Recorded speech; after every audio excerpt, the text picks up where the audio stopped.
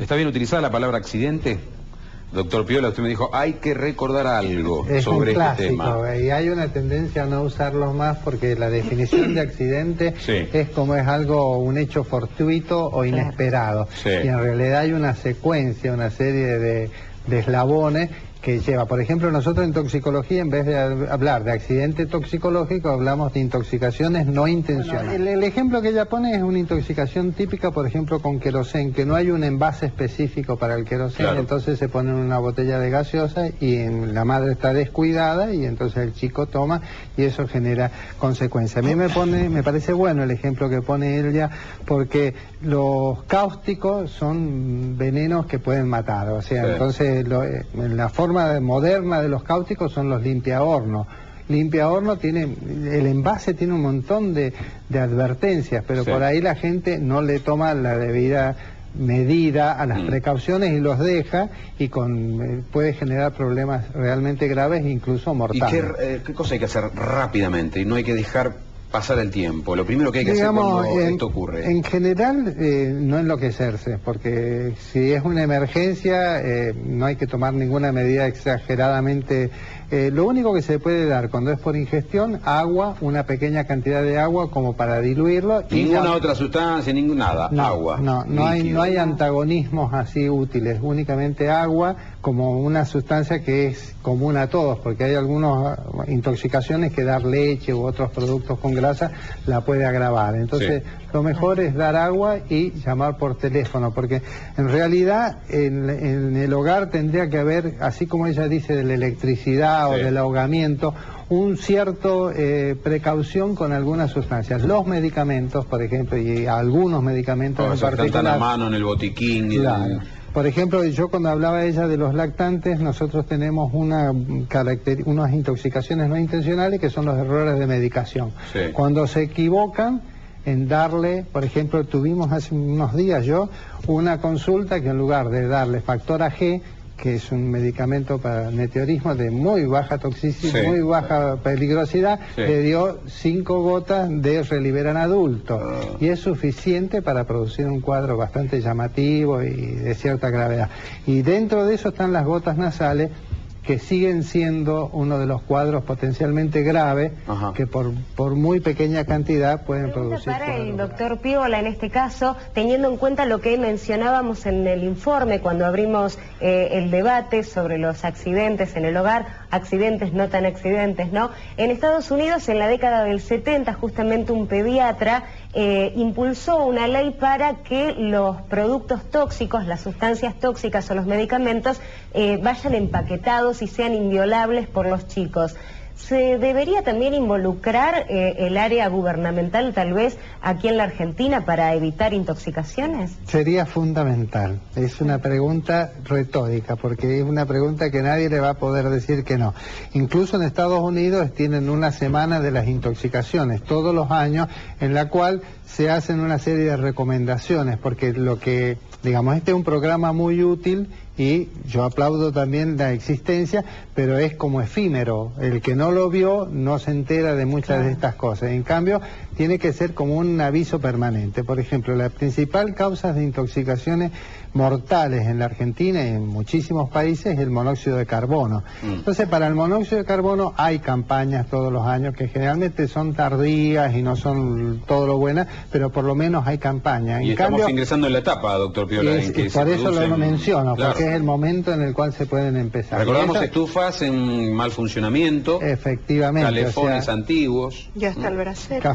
Calefones en lugares donde no van y todavía sigue existiendo lo del brasero, es decir, que es todo un tema. Pero lo de los medicamentos es muy interesante como ejemplo, porque era intoxicaciones por aspirina, era la principal causa de intoxicaciones. Entonces hicieron como un estudio y dijeron cuál sería la vacuna para esta enfermedad.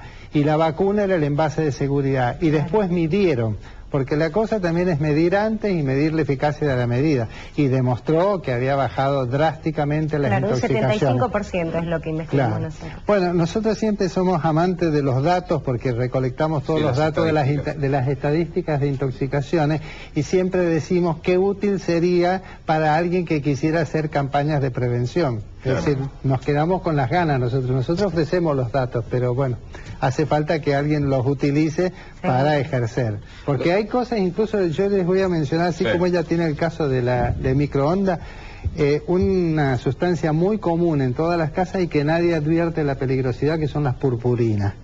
Nosotros permanentemente tenemos consultas por aspiración de purpurina, que es un producto que incluso se lo regalan a los chicos antes de la escuela, en preescolar, y que puede generar cuadros incluso mortales, porque es un polvo metálico muy fino que está recubierto de sustancias químicas como anilina, de acuerdo al color, así que puede producir aspiración y neumonitis, y así puede producir methemoglobina. Y que además tienen contacto permanente porque lo utilizan para... Claro, porque digamos, si uno dice soda cáustica o limpia horno, todo el mundo sabe que es peligroso. Si uno dice medicamento, tiene una idea, pero hay productos casi comunes que uno puede pasar. Juan Carlos Piola, como médico toxicólogo, entonces reforcemos esto, ingesta de medicamentos, pero hay otros elementos, perfumes, estos insecticidas. ¿Qué debe saber la gente? Primero, cómo prevenirlos y cómo actuar, es el mensaje que queremos dejar. Está bien. Sí, respecto a actuar, es todo el que tiene un episodio así muy agudo y de mucho estrés, generalmente actúa mal. Entonces lo que hay que tratar es de tranquilizarse. Nosotros a veces tenemos consultas telefónicas que la madre llora tanto que no le podemos entender lo que dice. Entonces una de las primeras medidas es buscar tranquilizar y tomar algún tipo de medida. Cuando se trata de ingestión, algunos tratamientos se pueden hacer para recuperar el tóxico cuando se justifica, pero no hay que hacerlos en el hogar. Entonces eso tampoco está recomendado.